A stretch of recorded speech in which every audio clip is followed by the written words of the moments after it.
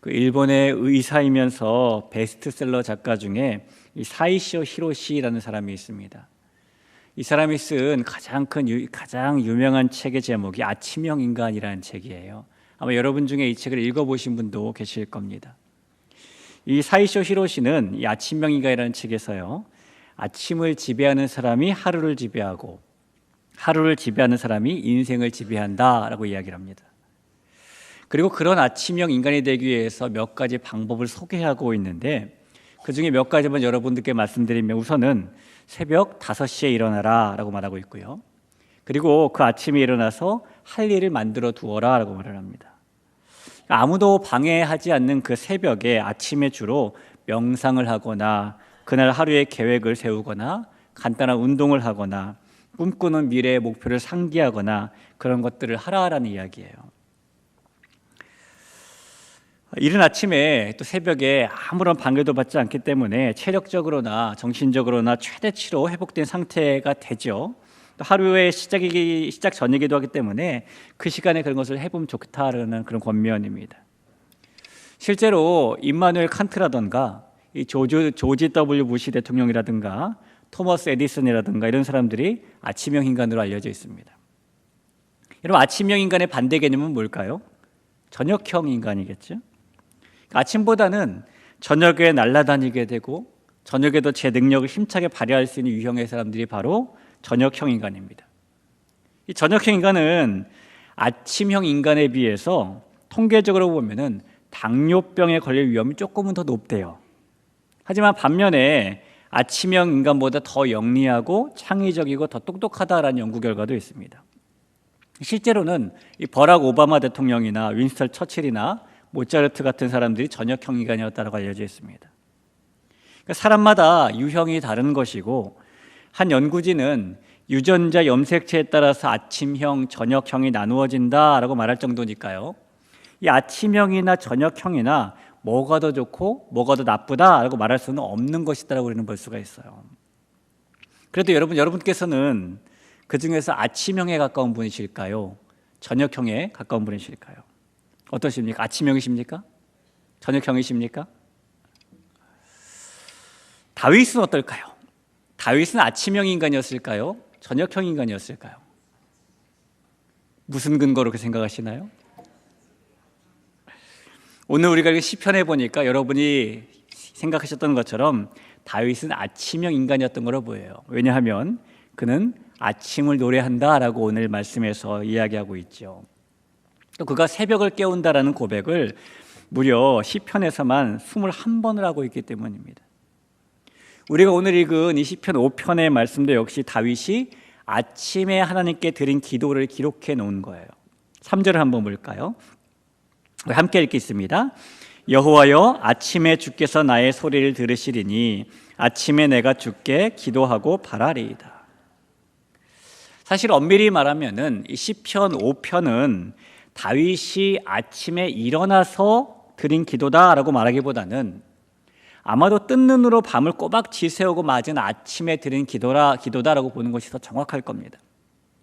여러분, 혹시 뜬 눈으로 밤을 꼬박 지새운 다음에 새벽을 맞고 그 새벽에 교회에 가서라도 기도라도 해야 되겠다는 심정으로 예배에 새벽 기도에 나오신 적 있으십니까? 주로 어떨 때 우리가 밤에 잠을 못 이루고 새벽에 기도하게 되던가요? 평안하고 여유로울 때 그렇게 되던가요? 모든 것이 술술 잘 풀릴 때 그러던가요? 좋은 일만 계속 생길 때 그러던가요? 아니죠. 그보다는 주로 근심이 넘칠 때에 이 한탄하는 한숨이 우리 입 밖으로 나올 때에, 두려움으로 잠도 오지 않을 때, 그럴 때 주로 밤잠을 이루지 못하고 밤을 꼬박 새우게 됩니다. 다윗과 마찬가지였어요. 시편 5편에서 다윗이 맞은 이 아침은 평안하고 여유로운 그런 아침이 아닙니다. 왜냐하면 이 시편 5편이라는 것은 다윗이 그 아들 압살롬에게 배신당하고 쫓겨난 후에 지은 시이기 때문이에요. 여러분, 다윗이 압살롬을 피해서 예루살렘을 떠날 때에 그의 심경을 성경은 이렇게 묘사하고 있죠. 사무엘하 15장 30절 말씀입니다. 다윗이 감람산 길로 올라갈 때에 그의 머리를 그가 가리고 맨발로 울며 가고 그와 함께 가는 모든 백성들도 각각 자기의 머리를 가리고 울며 올라가니라 라고 말합니다. 다윗의 모습을 지금 어떻게 그리고 있냐면 그가 머리를 가리고 맨발로 울며 갔다라는 비참한 모습으로 소개하고 있어요. 여러분, 그런 심정으로 자기 아들에 의해서 쫓겨나온 다윗, 그가 밤새 잠이라도 제대로 잘 수 있었을까요? 따라서 오늘 이 3절에 여호와여 아침에 주께서 나의 소리를 들으시리니 아침에 내가 주께 기도하고 바라리이다 라해서의 이 아침은 그렇게 뜬 눈으로 밤을 지새우다시피 하고 맞는 아침, 오늘 다윗이 말하는 이 아침은 사랑하고 믿었던 아들 압살롬의 배신으로 졸지에 광야로 도망온 다윗, 그가 광야에서 밤을 보낸 후 맞은 그런 아침인 것입니다. 여러분, 아들의 배신으로 도망쳐온 다윗이 맞는 그 밤은 어떤 밤이었을까요? 사시면서 여태까지 누군가에게 배신당해 보신 적 있으시죠? 내 뒤통수를 쳤던 그 사람이 바로 내 자식이라면 그 심정은 또 어떨까요? 다윗이 맞은 이 밤은 두려움과 걱정 또는 근심과 한탄으로 지새울 수밖에 없는 밤이었을 겁니다. 어쩌면 내가 이 밤에 기도해야 된다라는 것을 잘 알면서도 기도조차 나오지 않는 그런 밤이었을 수도 있어요. 자, 그런 밤을 꼬박 보내고 나서 다윗이 아침을 맞았는데 그 아침에 이제 기도하기 시작하는 겁니다. 그러니 다윗의 기도는 평안하고 아주 여유로운 기도와는 거리가 먼 기도죠. 자, 그럼에도 불구하고 하나님 앞에 나오고 하나님 기도하고 있는 이 다윗을 통해서 우리가 기도에 관해서 오늘 3가지 정도의 교훈을 좀 나눠봤으면 좋겠습니다. 우선 이 다윗의 기도를 통해서 얻을 수 있는 기도에 대한 첫 번째 교훈은 우리가 드리는 기도는 어떤 기도든지 하나님께서 듣고 계신다라는 거예요. 다윗은 자신이 지금 처한 상황을 하나님께서 들으시기를 바란다라고 기도하지요. 자, 1절과 2절 보겠습니다. 우리 같이 한번 읽어봅니다. 시작. 여호와여 나의 말에 귀를 기울이사 나의 심정을 헤아려 주소서. 나의 왕 나의 하나님이여 내가 부르짖는 소리를 들으소서. 내가 주께 기도하나이다. 하나님, 내 기도에 귀 좀 기울여 주세요. 하나님, 내 마음 좀 헤아려 주세요. 하나님, 내 눈에 이 눈물이 보이지 않으세요? 누구도 알아주지 않는 자신의 마음을 하나님께서는 좀 알아주셨으면 하고 지금 다윗이 기도하고 있는 겁니다. 여러분, 얼마나 마음이 답답하고 참담했으면 다윗이 이렇게 기도하고 있을까요? 하나님, 내 심정 아시죠? 하나님 지금 듣고 계신 거 맞죠? 하나님밖에 찾을 분이 없는 상황 속에서 지금 다윗은 아마도 하나님께서 자신의 기도를 듣고 계신 것이 맞나? 라는 마음으로 기도했을 수도 있어요. 여러분, 우리는 때때로 지금의 다윗처럼 하나님께서 우리의 기도를 듣고 계신 것이 맞는가? 라는 생각이 들 때가 있어요. 아무리 기도하고 기도해도 허공에다가 대고 외치는 것 같은 생각이 들 때도 있습니다. 여러분, 그러나 그렇지 않아요. 하나님께서는 우리의 기도만이 아니라 우리의 숨소리조차, 아니 우리의 생각조차 다 들으시는 분이십니다. 자, 시편 139편 1절과 2절 보겠습니다. 자, 같이 또 읽어볼까요? 여호와여 주께서 나를 살펴보셨으므로 나를 아시나이다. 주께서 내가 앉고 일어섬을 아시고 멀리서도 나의 생각을 밝히 아시오며 라고 말하죠. 또 하나님께서 우리에 대해서 얼마나 더 잘 알고 계시는지 이 시편 139편 4절도 한번 보겠습니다. 역시 같이 읽어보죠. 여호와여 내 혀의 말을 알지 못하시는 것이 하나도 없으시니이다. 여러분, 사람은 우리가 할 말이 있어서 실컷 얘기하고 났더니 듣는 둥 마는 둥 뭐라고 이렇게 말할 수 있어요. 그러나 하나님께서는 그러시지 않으십니다. 사람은 소통을 위해서 최선의 노력을 다하더라도 때로 소통에 실패할 때가 있어요. 하지만 하나님께서는 신실한 백성들의 기도를 들으시는 일에 결코 실패하지 않으십니다. 하나님께 보낸 우리의 기도의 편지는 수치인 불명으로 반송되는 일이 결코 없다는 거예요. 시편 34편에 이렇게 말을 합니다. 의인이 부르짖음에 여호와께서 들으시고 그들의 모든 환난에서 건지셨도다. 예레미야 29장은 이렇게 말해요. 너희가 내게 부르짖으며 내게 와서 기도하면 내가 너희들의 기도를 들을 것이요. 여러분, 하나님께서는 우리들의 기도를, 그 기도가 무슨 기도이든 또는 언제 하는 기도이든 들으실 준비가 되어 계신 분이라는 것을 믿으시기를 간절히 부탁을 드려요. 여러분, 오늘 금요일 저녁에 어떤 마음으로 이 자리에 나오셨습니까? 평안한 마음으로 나오셨든 혹은 근심을 안고 나오셨든 이 시간 우리가 드리는 기도를 하나님께서 듣고 계심을 믿으시기를 바랍니다. 자, 우리가 오늘 다윗의 기도를 통해서 얻을 수 있는 기도에 대한 두 번째 교훈은 뭐냐면, 우리는 기도할 때에 하나님께서 어떤 분이신지 잘 알고 모든 행악자를 미워하시며 거짓말하는 자들을 멸망시키시리이다. 여호와께서는 피 흘리기를 즐기는 자와 속이는 자를 싫어하시나이다. 이렇게 말하잖아요. 다윗이 지금 기도하는 거예요. 기도의 내용이 이런 게 나온다고. 하나님께서는 악인을 기뻐하지 않으시고, 하나님께서는 악을 행하는 자를 미워하시고, 특히 살인과 거짓말을 미워하시는 분이시잖아요 라고 지금 기도하고 있는 겁니다. 하나님과 친밀했던 다윗은 하나님께서 어떤 분이신지 너무나 잘 알고 있었기 때문에 그 하나님의 성품에 따라 지금 기도하고 있는 것이죠. 여러분, 우리가 누군가와 말을 할 때요, 이 상대방의 성격이 어떤지 잘 파악하고 말을 하면 훨씬 더 소통이 잘 되기도 하죠. 상대방의 성격이 어떤지 알지 못하고 말을 하면은 때로는 될 일이 안 되기도 하지만, 상대방의 성격이 어떤지 잘 알고 소통을 하기 시작하면 때로는 안 될 일도 되게 됩니다. 우리가 하나님께 기도할 때도 마찬가지예요. 하나님께서는 스스로를 속이실 수 없는 분이시기 때문에 하나님의 성품과 반대되는 것을 들어주지 않으십니다. 그러나 반대로 하나님의 성품에 맞는 것은 들어주시죠. 그래서 기도하는 사람은 그 기도를 들으신 하나님이 어떤 분이신지, 어떤 성품을 갖고 계신지 잘 알고 기도해야 된다는 거예요. 이럼 어떻게 하면 우리가 기도하는 사람으로서 하나님의 성품이 어떤지를 잘 알 수 있을까요? 하나님을 성품을 알려고 애쓰고 노력하고 또 애쓰고 노력해야 돼요. 호세아 6장 3절에 이렇게 써 있습니다. 우리가 여호와를 알자, 힘써 여호와를 알자. 그냥 알자고 말하지도 않아요. 힘써서 알자고 말합니다. 그럼 저와 여러분이 하나님께 기도 응답받기를 간절히 소원한다면 우리는 우리의 기도를 들으신 하나님이 어떤 성품을 갖고 계신 분이신지 더 잘 알아갈 필요가, 힘써 알아갈 필요가 있습니다. 하나님이 어떤 분이신지, 하나님의 성격이 어떤지 어디에 나와 있습니까? 성경에 나와 있어요. 하나님께서는 이 성경 말씀을 통해서 나는 이런 성품의 하나님이다, 이것이 나의 마음이다, 거듭거듭 우리에게 알려주십니다.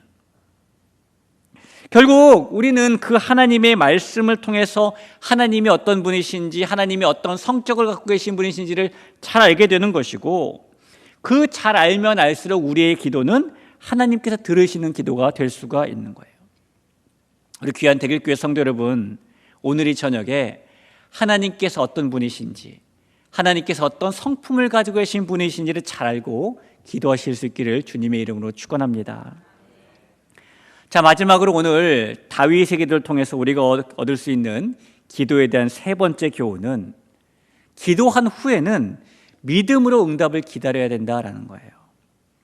다윗은 그 밤을 꼬박 새고 맞은 아침에 하나님께 기도하면서 특별히 하나님의 성품을 잘 알고 그 성품에 맞게 기도한 후에 기대하면서 기다리는 모습을 보여줍니다. 7절 같이 한번 볼까요? 같이 읽겠습니다. 오직 나는 주의 풍성한 사랑을 힘입어 주의 집에 들어가 주를 경외함으로 성전을 향하여 예배하리이다.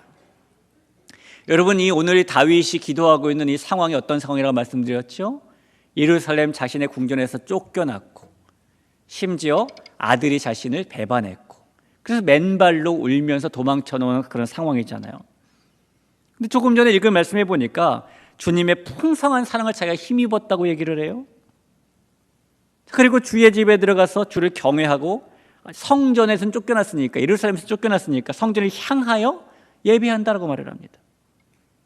다윗은 기도한 후에 지금은 자신이 비참할 정도로 광야로 쫓겨나왔지만 그것도 자기 목숨을 노리는 아들을 피해서 도망 나온 신세이지만 마침내 하나님께서 자신을 하나님의 풍성한 사랑으로 입혀주실 것이라는 것을, 마침내 하나님께서 자신의 기도에 응답하실 거라는 것을 굳게 믿었어요. 그렇기 때문에 그는 그 응답을 믿은 상태에서 주의 집에 들어가 성전을 향하여 예배하겠다고 고백하는 겁니다. 이 미국의 설교자이자 작가인 토미 테니가 쓴 예배자로 사는 법 49가지라는 책이 있는데요, 그 중에 이런 내용이 나오는데 잠깐 한번 읽어드릴게요. 좋은 것을 기다리기란 결코 쉽지 않다. 우리는 즉각적으로 욕구를 충족하는 데 익숙해져 있어서 원하는 것을 손에 넣는데 조금이라도 늦어지면 쉽게 조급해진다. 즉시 원하는 것을 얻지 못하면 조급한 마음에 곧 다른 책략을 세우거나 다른 수단을 찾기 시작한다. 불행히도 우리는 종종 영적인 삶에서도 그와 같은 태도를 보인다. 이런 글이 있습니다. 많은 사람들이 기다리는 일을 잘 하지 못하는데 기도한 후에도 응답을 기다리는 일을 잘 하지 못하고 있다는 겁니다. 여러분, 기도의 응답을 기다리는 시간이 있죠. 응답이 오기까지 기다리는 그 시간은요, 축복의 시간이에요. 우리의 마음을 막 졸이는 시간이 아닙니다. 왜냐하면 그 기다림 끝에 하나님의 것을 결국에는 얻게 되기 때문입니다. 그래서 하나님으로 만족하며 사는 사람은 그 기다림의 시간조차 기쁨으로 맞이하는 것이죠. 이 히브리 사람들은 기도한 후에 자주 바란다라는 표현을 썼다고 해요. 그리고 그들의 바란다라는 표현 속에 담겨져 있는 의미는 멀리 본다라는 의미가 담겨져 있습니다. 여러분, 멀리 본다라는 의미를 기도할 때마다 사용했다는 게 무슨 의미입니까? 이 히브리 사람들은 하나님께 기도한 후에 기도의 응답이 즉각적으로 자신의 발 앞에 바로 배달되지 않을 수도 있다라고 생각했다는 거예요. 그래서 기도하고 멀리 봅니다 라는 의미로 바랍니다 라고 생각했다는 것이죠. 어제 제가 쿠팡에 들어가서요, 물건을 하나 주문했어요. 오늘 왔더라고요. 정말 빨리 왔어요. 우리는 이런 시대에 살고 있잖아요. 정말 기다리는 걸 더 잘 못하는 시대에 살고 있는 것이 맞습니다. 그러나 하나님이 이런 시대는 이런 시대에, 저런 시대는 저런 시대에 응답의 방법을 바꾸시는 건 아니에요. 지금도 하나님은 하나님의 방법대로 충분히 우리에게 기다림의 축복과 기다림의 기쁨을 누리게 하신 후에 응답 주실 수 있는 그런 분이시라는 겁니다. 물론 우리가 기대하는 기도의 응답과 다 사뭇 다른 차이점이 있기는 하겠지요. 그래서 히브리 사람들은 지금도 기도한 다음에 이런 고백을 한다고 해요. 주께서 허락하실 때에 감사할 것이나 만일 거절하시면 참으리이다. 또한 주께서 연기하시면 나는 기도하고 기다리기를 계속할 것이며 결코 낙심하지 않으리이다. 여러분, 특별히 1년, 2년, 5년, 10년 정말 장기간 제목으로 삼고 기도하고 있는 것들이 여러분 가운데 있다면은 오늘 이 히브리 사람들의 고백처럼 기도하고 기다리기를 계속할 것이며 결코 낙심하지 않으시는 여러분 될 수 있기를 축원합니다. 기도한 후에 우리에게 요구되는 태도는 하나님께서 응답하실 것을 기다리는 태도예요. 기도 응답이 총알 퀵 배송으로 우리에게 오지 않더라도 여전히 기다리고 여전히 기도하며 기다리는 시간 동안에 하나님을 더 신뢰하고 나아가는 겁니다. 그렇게 이 하나님의 이 오른손을 믿음으로 기다리고 또 기다리는 우리가 될 수 있기를 간절히 바랍니다. 자, 오늘 시편 5편의 이 이야기, 이 기도 후에 결국 무슨 일이 벌어질까요? 결국에 우리가 잘 아는 것처럼 다윗은 머리를 가리고 맨발로 울며 떠났던 예루살렘에 모든 백성들의 마중을 받으면서 귀환하게 됩니다. 하나님께서 마침내 광야에서 뜬 눈으로 밤을 지새우고 기도한 다윗의 기도를 들어주신 것이죠. 여러분, 오늘 다윗의 기도를 통해서 이 세 가지 꼭 다시 한번 기억하죠. 하나님께서 어떤 상황 속에서도 우리의 기도를 듣고 계신다. 우리는 하나님께서 어떤 분이신지 그 성품을 잘 알고 기도해야 된다. 그리고 그렇게 기도한 후에는 믿음으로 기다린다.